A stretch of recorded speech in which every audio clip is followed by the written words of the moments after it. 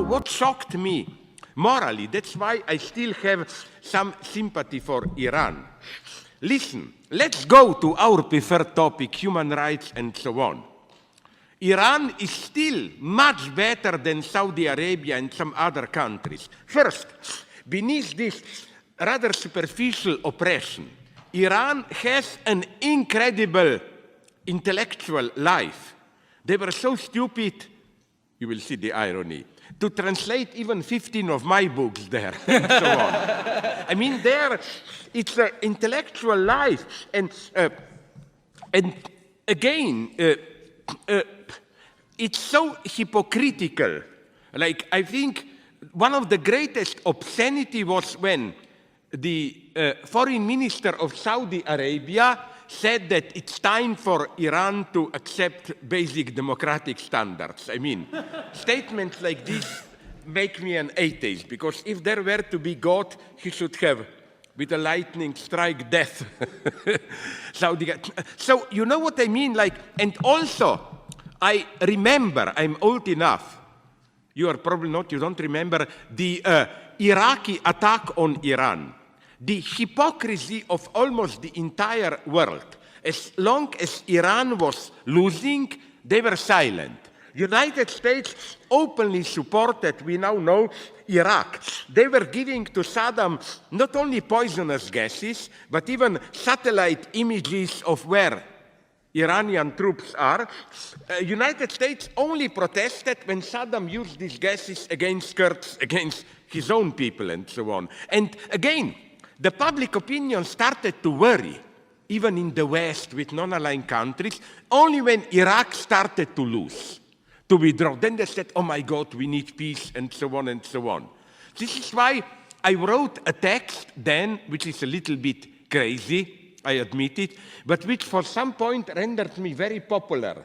Even in the ruling circles I learned in Iran, the title was in English, Give Iranian nukes a chance, you know. Today's situation, I'm such a pessimist. You don't know who is telling lies, who is manipulating whom about the present conflicts. I'm just saying that, are we aware what is happening in the Middle East? That a new, ironically called it, axis of evil is forming.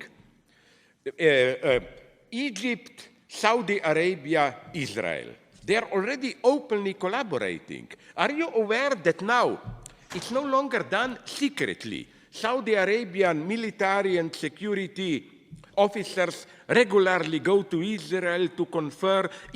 Saudi Arabia was even already 3-4 years ago putting pressure on Israel to bomb Iran and so on.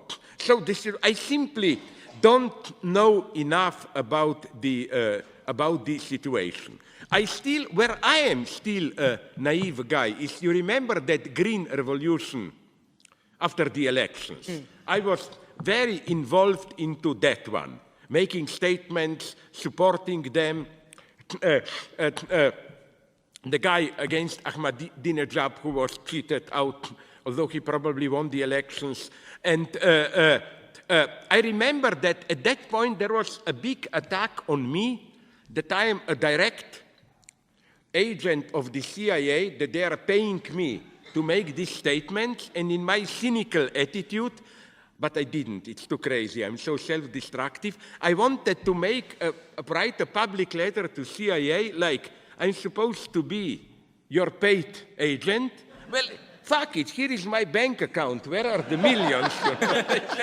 No, but again, you see, I try to be modest. It's so difficult in today's mess to orient ourselves, because often it's horrible when a concrete local case where you see who is right is then co-opted into an international coalition which is not a good one. And the situation is so complex.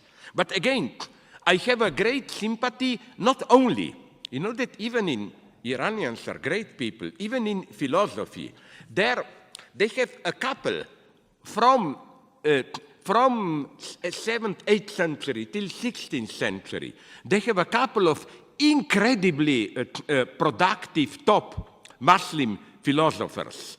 Not to mention cinema and so on. I mean, but don't lose hope. Not only there, but let me tell you something to conclude. It's wonderful.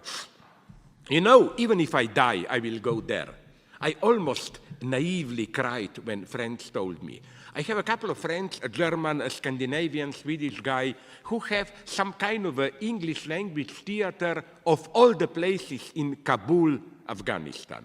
Nobody likes them, neither the Americans nor the Taliban, but they get some money from European Union, and they told me incredible news, that in a country where nothing functions, total corruption, danger, there is among the young generation such an intellectual thirst. You probably don't know the name Göran Terborn, a Swedish old Marxist. They invited him to Kabul. They thought, 20, 30 jerks will come. At his first talk, 700 people came. Rumors spread, at his last talk, 2,000 people come. And people who wanted to debate Frankfurt School, Adorno, and so on.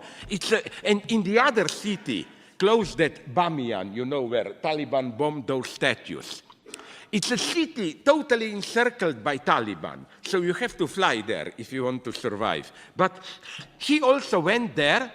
In this small city, 800 people came, young people. I mean, I have faith in this. I think there are intellectual miracles which are awaiting.